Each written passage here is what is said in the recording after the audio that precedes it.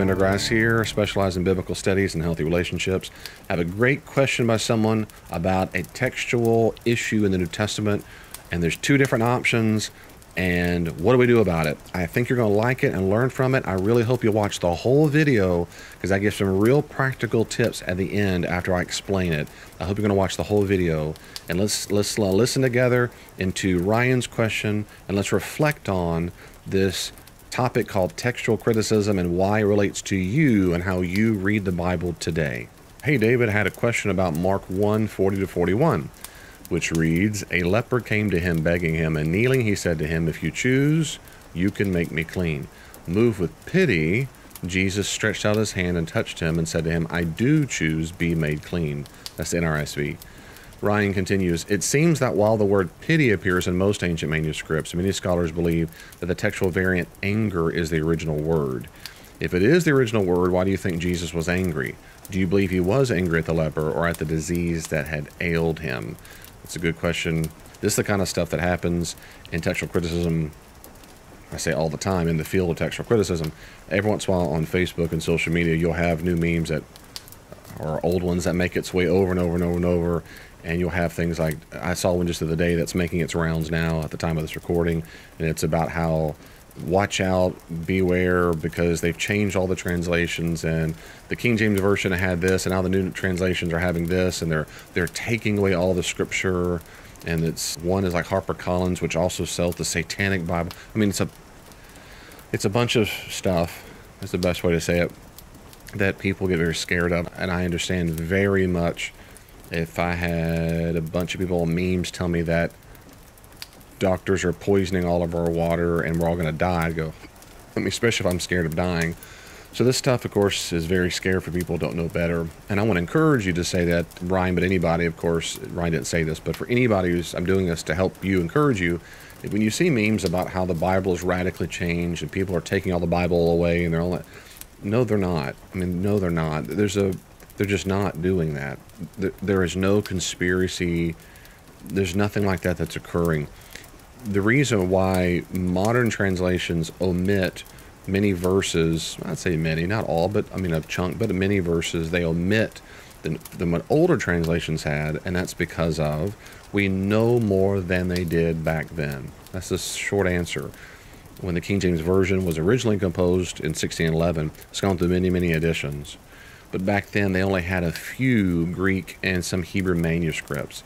Now we have close to just under 6,000 Greek manuscripts, not to mention the Septuagint Greek translation of the Old Testament. We have the Greek, Hebrew text, the Masoretic text. We've got the Dead Sea Scrolls, early church lexicons, or lectionaries that were used. The point is we have an enormous amount now that they did not possess back then. So the good news is we know more about the Bible and what verses should make it than they did 400 years ago. And that's why over time modern translations sometimes omit certain Bible verses. And let me spend just a few minutes, please listen carefully to this quick announcement and today's sponsor. You might be like me. I'm a very skeptical person. I have questions about whether or not God really exists or whether or not Christianity is true. Maybe you have someone in your family or friend who's not sure. I wrote a book for you. It's called A Skeptic Challenges a Christian. I think you'll like the book. It covers a wide range of questions that people often ask about God or Christianity. One thing that's very different about this book is it reads like a dialogue. It doesn't read like a textbook, so it's fast-paced and it's interspersed with questions and comments and responses back and forth. I think you'll really enjoy it. Check out A Skeptic Challenges a Christian today. You can check it out in my store right now and buy it right now, davidpendergrass.store. And many modern translations will have a footnote that says other ancient manuscripts, or this is not included, or some other manuscripts. And so in textual criticism, what's often the case is when they make up their mind about which verses should be included or omitted, when there's a doubt, it's not every single verse, but when it's a doubt, they rate it. And if you have a good study Bible, like the New Interpreter Study Bible, the HarperCollins Study Bible, the New Oxford Annotated Study Bible, they'll put it in parentheses or brackets or double brackets. Double brackets means like there ain't no way. Single brackets mean probably not original. And sometimes even in parentheses or a footnote, it'll say like kind of 50-50. It depends. And you'll see it. It's not all over the place. And I've talked about this in some videos and podcasts. It's just textual criticism. Like John 7:53 through 8:11 is the woman so-called caught in adultery. The best Johannine manuscripts don't include that story at all. In some ancient manuscripts, that story is in Luke, not even in John at all. And if you omit John 7:53 to 8:11 out of the story and just read it, it flows better. And so at some point that story it landed. And I know that's hard for people to hear that because they've never been told that, and they go, well, did Jesus say that or not? Did it happen? It might have happened. It wasn't probably not original to John. Probably not original to John, if it did happen. What about, we have texts like Jesus on the cross, supposedly in Luke's gospel, and he says, Father, forgive them, they know not what they're doing. He probably didn't say that. At least it's not in our earliest manuscripts. That was added later. And so, but we still have people have books and sermons and songs about the 7 last words of Jesus. Well, not 7, more like 6 different sayings, or 5 or 6, depending on how they count it.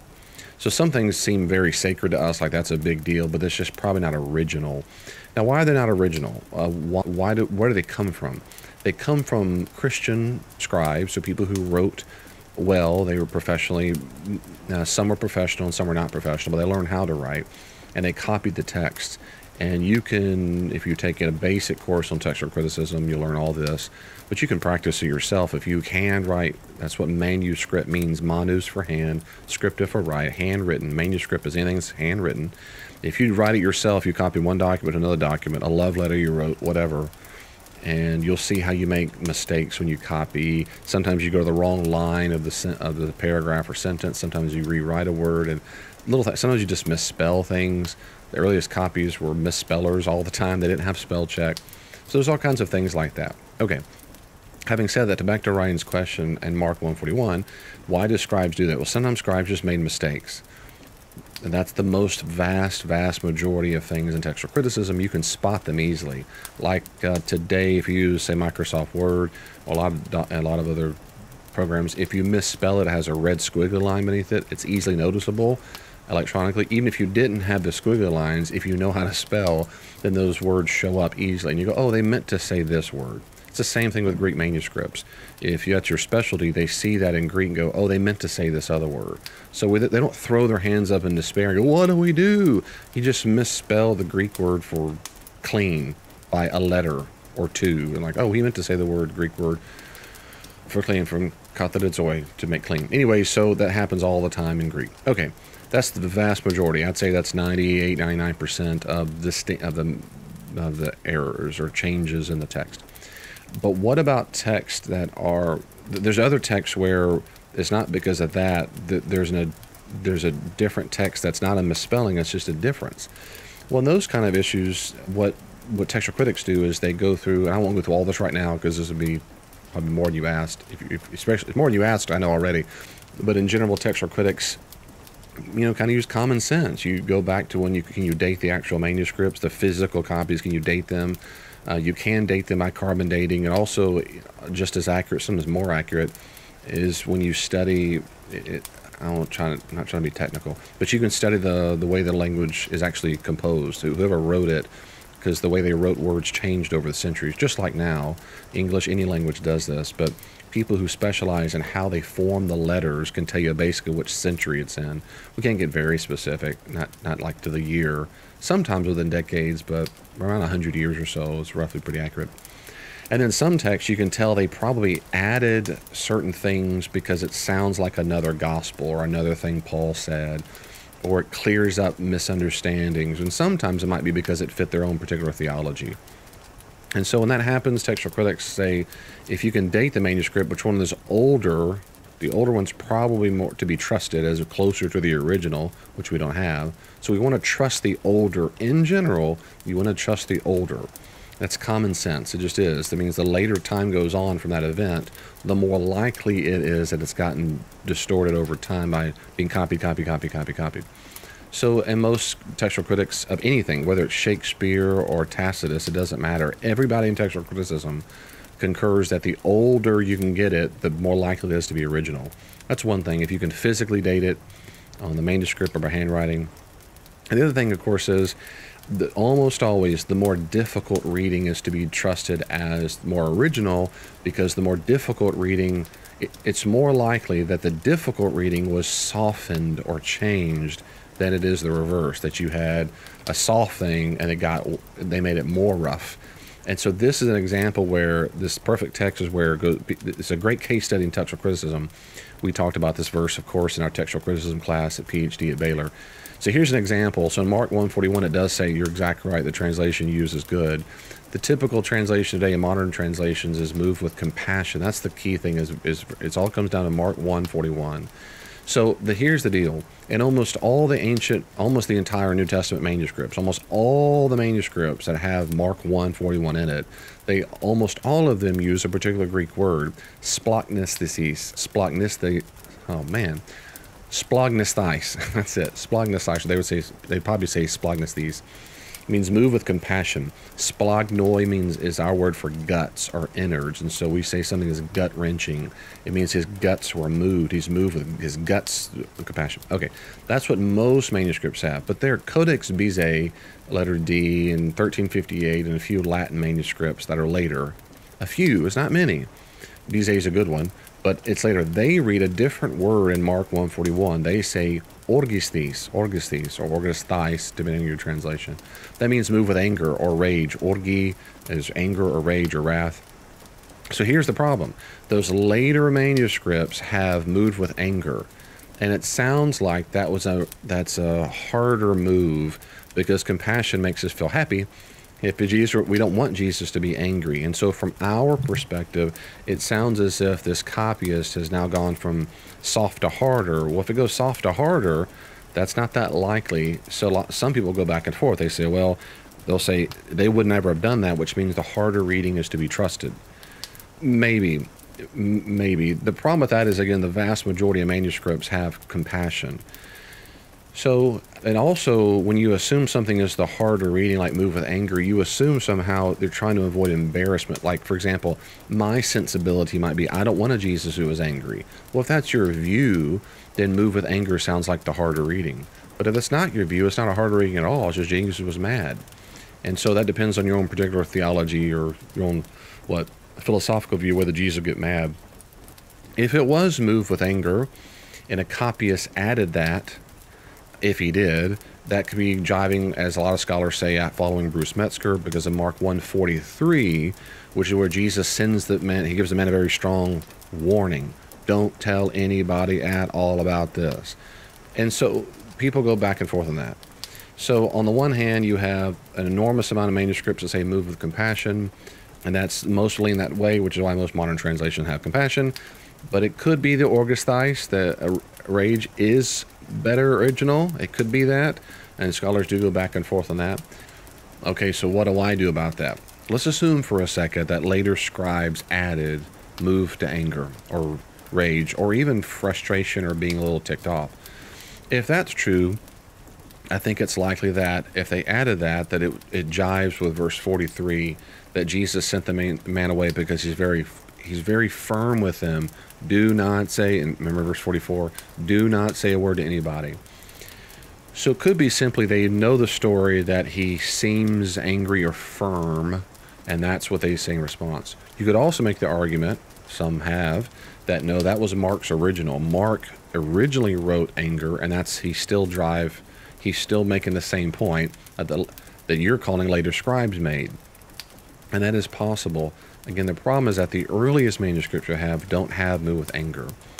So it seems to me the most likely explanation is that later scribes added move with anger because they were influenced by the story they knew so well, and they were interpreting that this text is Jesus comes to this leper. He's ticked off, a little frustrated already because of one or two things. And the first is either he's tapping into this sense he's going to be very firm. Don't tell a person. I'm already preemptively mad or frustrated or firm. And that is, don't do this. That's one option. That's one possibility why this later scribes, some say maybe Mark, the later scribes added that. The other thing is, it could be the case, this is where scholars go back the other side, is in verse 40, if Jesus were to have been angry, is because he didn't like that the guy says, if you're willing. If you're willing, you make me clean. It might be he's angry like, what do you mean if I'm willing? Of course I'm willing. Don't you know the kind of Jesus I am, the kind of prophet I am, the Messiah I am? That's possible. My own view is I come down to the view of the majority of manuscripts. I think the most likely explanation is that Jesus was moved with compassion. It was gut-wrenching. I think it's the best way to go. Not because I find anger more difficult. I'm not trying to avoid it. I think just based on textual criticism grounds alone, I think the vast majority of the earliest manuscripts should be trusted more often than not. And here I don't find it persuasive the other way. But even if it was angry, even if it was originally anger, I'm still okay with that. I'm not afraid of a Jesus who gets angry. So that doesn't bother me either, but textual criticism. Okay, that's my view, and it's a lot more than the ask. But hopefully that's helpful for people as well to, well, maybe I should say this too. Sometimes people hear about textual criticism and they feel quite discouraged. They say, well, how am I going to trust my Bible? Well, I'd say there's a lot of reasons you can trust your Bible, but I'm not sure what you mean by that. If you mean the Bible can be trusted to accurately represent what the original text said, well, the answer is the only way to know that, I guess, for yourself is to go get a degree in textual criticism. I mean, really, I don't know. I'm not being smart. Like, you probably have to get a degree in textual criticism and say, I looked at the evidence myself. That's the best way, I'm guessing. Probably the second best way is to talk to scholars who that is what they do all the time. And people like Bruce Metzger, who's the biggest American name of the last generation for sure. He and, I mean, virtually every textual critic believes that 99 point whatever percent of the New Testament, just the New Testament alone, not to mention the Old, can absolutely be trusted to go back to the original. And then those 0.5% comes down to where it's like a 50-50, and that's about 12 to 15 cases in the entire New Testament. Some are whole stories, like I've already alluded to, like the woman caught in adultery and so forth, but most are words or a phrase or a sentence. And none of the things that maybe 50-50, none of those things change any doctrine or teaching of Jesus or the church. Nothing. I mean, when it comes to basic Christian orthodoxy, none of those things are important. That's what most people concur with. They're not very important. They matter because we're trying to get to the original. But all that to say, that's what we'll keep doing in textual criticism. I hope this helps. One tip is, if you have a good study Bible, I love the New Interpreter Study Bible, and there are other ones, look for the footnotes and see if it says other ancient manuscripts read. And also you can look at other translations and see if your translation is missing a verse every once in a while. And you do some research, find a good Bible commentary, find a good friend who knows a little bit of scholarship and go, how come? The other day after a sermon, a guy in the church was great. Came and said, I noticed you skipped over this verse, but now look over here and it's not in her translation. What's up with that? And I loved it. I'm so glad I didn't bring that up because it's a sermon. I didn't, because of time and whatnot. And it's a great question. Here's why. And da-da-da-da. That was great. It's just a little textual variant of a verse that was added later on by scribes. And so what happened, instead, they don't change the versification. No modern translation is going to say Galatians 5 and just redo all the verses. They're going to just delete one. So like verse 17, verse 19, that kind of stuff. That's what they'll likely do. And you'll notice that every once in a while. It's not common, but God bless you. If you have any more questions or comments about this, let me know below. Write your comments down below, and I would love to hear your view on this.